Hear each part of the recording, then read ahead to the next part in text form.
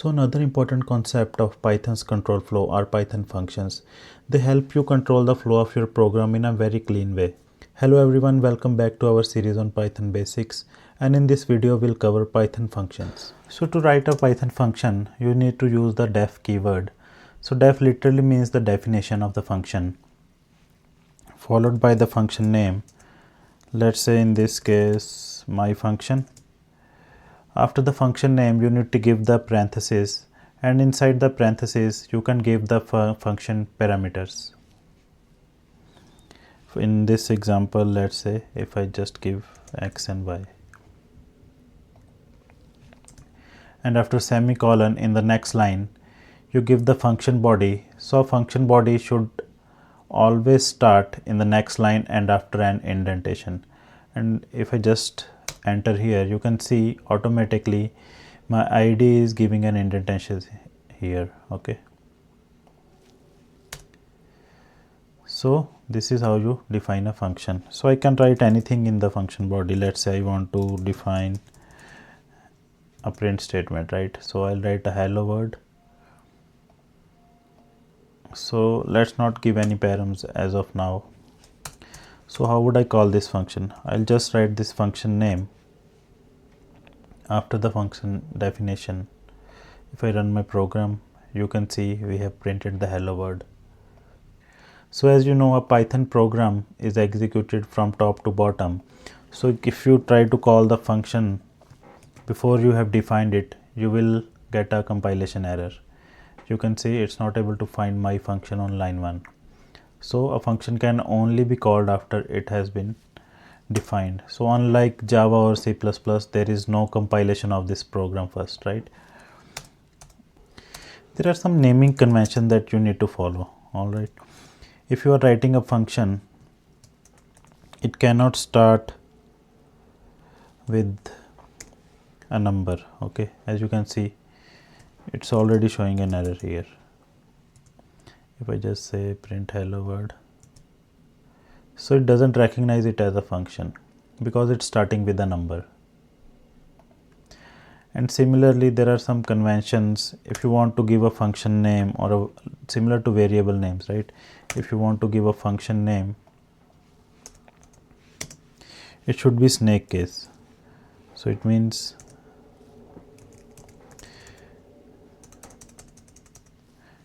the words separated by an underscore.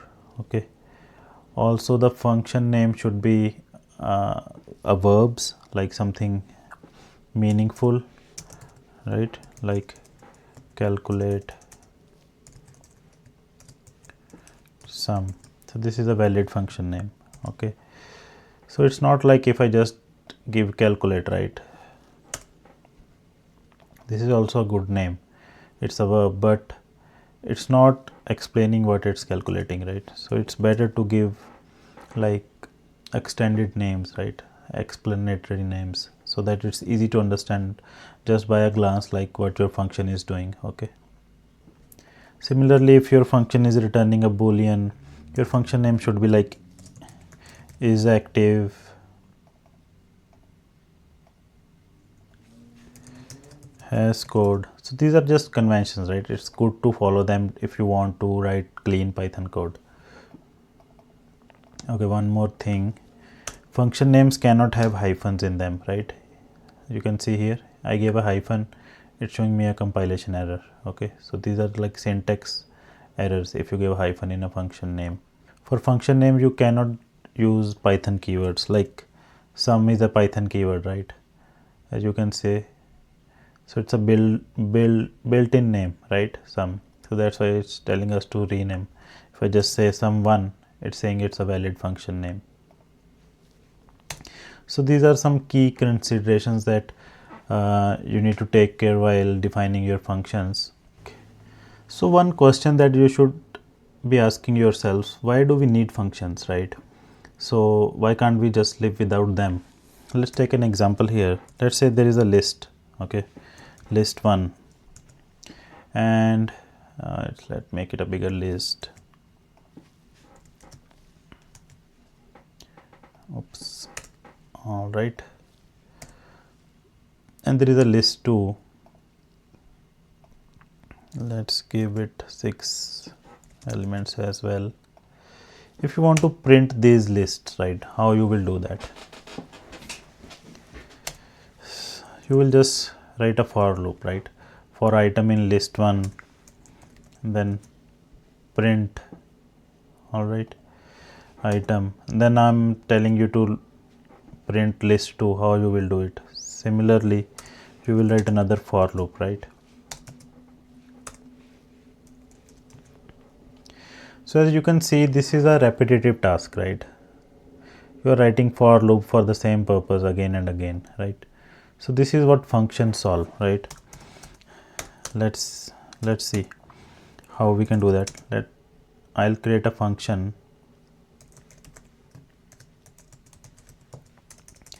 print elements, okay, and I'll pass in a list here.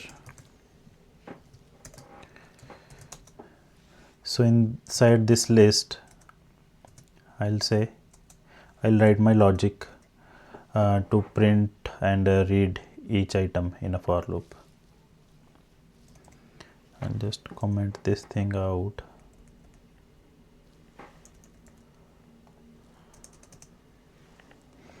Alright, so now what's happening here? What it is saying? Built-in name list. Okay, I'll just, so it's a keyword, I guess. Alright, so now it's a valid syntax. So if I want to print list 1, so I'll just call this function and pass it a argument, a param list 1, okay, and similarly if I want to print list 2, I'll just pass it a param list 2. If I just run my program now, you can see you are able to print both the lists, right? So you made a function whose definition is print elements, and what it's doing is like printing all the elements. So if you are a caller, like if you want to use this function, so you don't know what this function is doing, so you are just reading the name of the function and thinking this function will help me to print my elements, right? So that is why the names are very important. So they should be descriptive, okay? Also we have avoided so much duplicate code, right? So it's kind of a reusable block of code that is your function, okay? So we have been talking about function params, right? Let's say I have a function named calculate sum, all right, and it has 2 params. So when you define a function in the parentheses, you give the params, okay, parameters. So let's try to print their values. Value of A is A and B is B, okay. So we have this f string here. So let's try to call this function.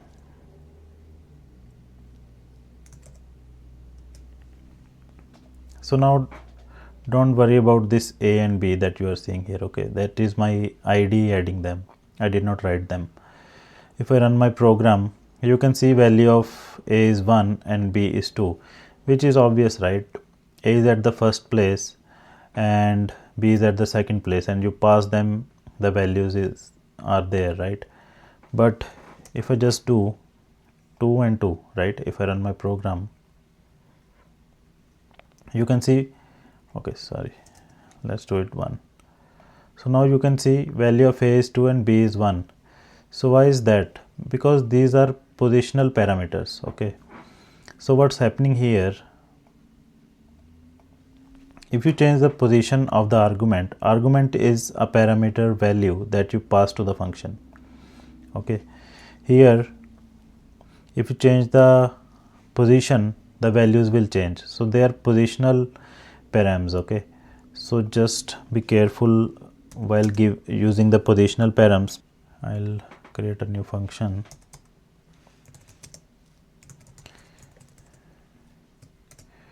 calculate area, okay. So there are 2 sides, right, length,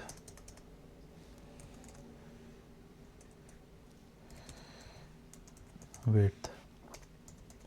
Let's take an example in which we are calculating the length and the width, the area of a rectangle. Okay, so you want to calculate the area of a rectangle,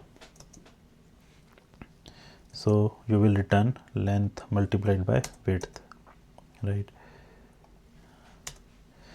So it's definite in a rectangle that length is length, it can't be width, right? They can't be equal. So if I just try to call this program, if I try to run this program by calling this function, let's say the length is 10 and the width is 5. So if I just run my program, you can say length is 10 and width is 5, right? But if I pass these arguments like 10 and 5, so the answer will be the same, the area will be the same, but the point is your representation of the length and the width is skewed now, right? It's not correct. So that is why, so we have other kind of params.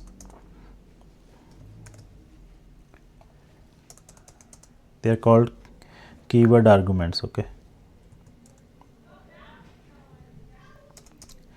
so in that case, what I will do, I will explicitly write length is equal to 100 and width is equal to 200. So we are not dependent on the position of the arguments that we are passing to our function. So now you can see length is 100 and width is 200. It's correct, right?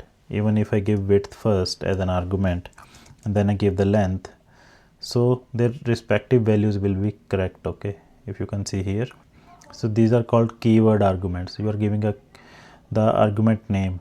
Okay, so I'll create one more function, print values. Let's say I give two params here, a, b, all right, and I give two more, c and d. All right, I'll just print them. So if I just call this, and if I pass 2, 1, 3 and 4, like similar to here, they are positional arguments at this moment, right? But if I explicitly say here d is equal to 3 and c is equal to 4, so what will happen? As you can see, the c value has printed 4, even though the position of the third position, the param c is at the third position, right? And the argument at the third position is d, right? So the position of the argument doesn't matter in this case. Okay, so the only thing that matters is the keyword that you are giving while passing the argument. Okay, I hope this is clear. So one thing to note down here, let's say I want to pass only these two arguments. If I run my program, you can see positional arguments are required. Okay, so it's looking for them, so you need to pass them. Let's say I want to pass them 1 and 2. Again there is a syntax error. If I just run my program, so it's saying it's a syntax error, positional arguments follow keyword argument. What it means is there is a rule in Python that positional arguments should come before the keyword arguments. Okay, whenever you are calling a function, just make sure the first you address the positional arguments, just pass them first and then you play with your keyword arguments. Okay, there is a way to enforce only positional or only keyword arguments. Let's say I want the first two arguments to be positional, okay, and the last two to be keyword only. So how we can do that? You can use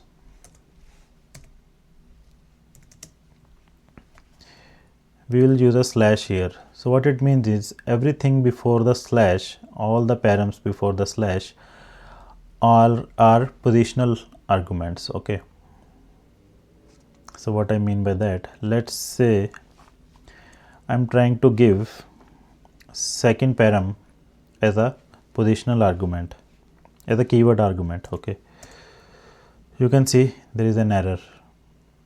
It's saying unexpected argument, because the second argument it's expecting as a positional argument, not as a keyword argument. So it's saying there is an error. Let's run our program.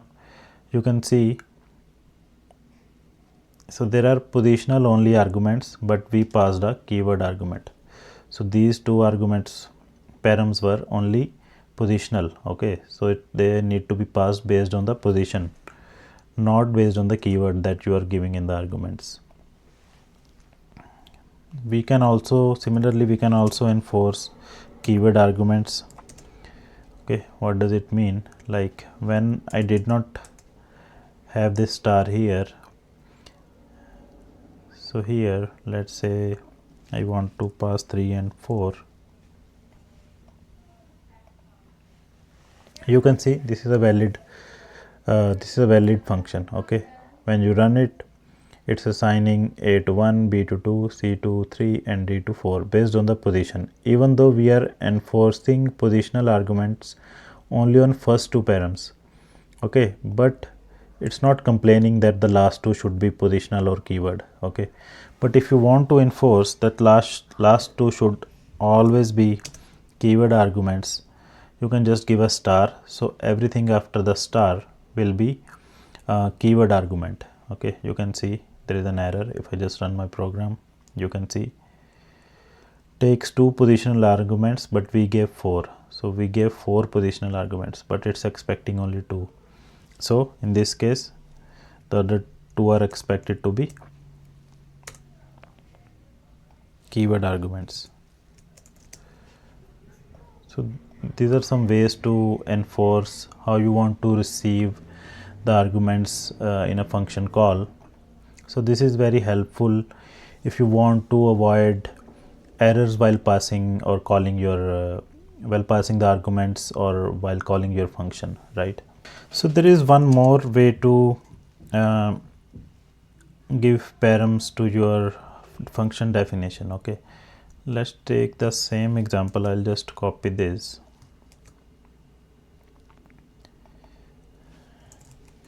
I'll name it default values function. Okay, so what does it mean? Let's remove this positional only and argument only keywords from here. What does it mean? Okay,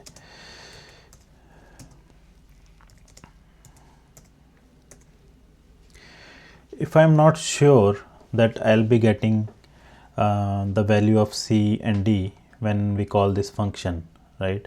But we want to print the values, some default values, right? So this is the way to do it. So while function definition, these params will be given some default values. So here let's try to call this. Okay, so if I just call this by giving only 2 values as the argument, right? So automatically it will take them as the positional argument, right? But what will happen when you try to print C and D? You can see it has taken the default value of C and default value of D and printed it. So what will happen if I just try to pass a new value on the third position? If I just run my program, you can see the C is printed as 8 here. So it has overridden the default value.